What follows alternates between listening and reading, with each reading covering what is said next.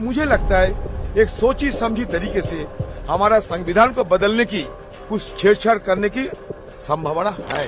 मोदी सरकार ने बड़ी ही चालाकी से संविधान बदलने की कोशिश की है। नए संसद में पहुंचते ही सांसदों को दी गई संविधान की अंग्रेजी कॉपी से धर्मनिरपेक्ष और समाजवाद शब्द यानी कि सेक्युलर और सोशलिस्ट ये दोनों शब्द गायब कर दिए और ये गलती से नहीं बल्कि जानबूझकर किया गया है।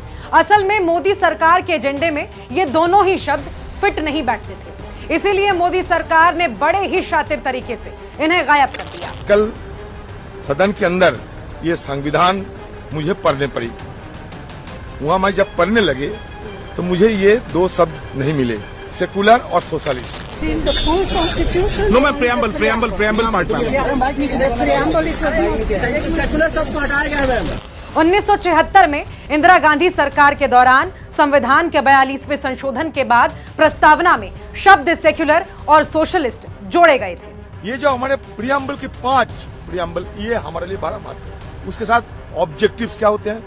एक objective justice, equality, liberty, fraternity, ये ऑब्जेक्टिव्स। तो इसमें अगर कोई छेड़छाड़ किया जाए तो हमारे जो देश की जो बुनियाद, ये बुनियाद बड़ा कमजोर हो जाएगी। धर्मनिरपेक्षता को भारत के संविधान में जोड़ने के साथ ही नागरिकों को ये विश्वास दिलाया गया था कि उनके साथ धर्म के आधार पर कोई भेदभाव नहीं किया जाएगा। सभी व्यक्ति कानून की दृष्टि से समान होंगे और धर्म, जाति अथवा लिंग के आधार पर उनके साथ कोई भेदभाव नहीं होगा।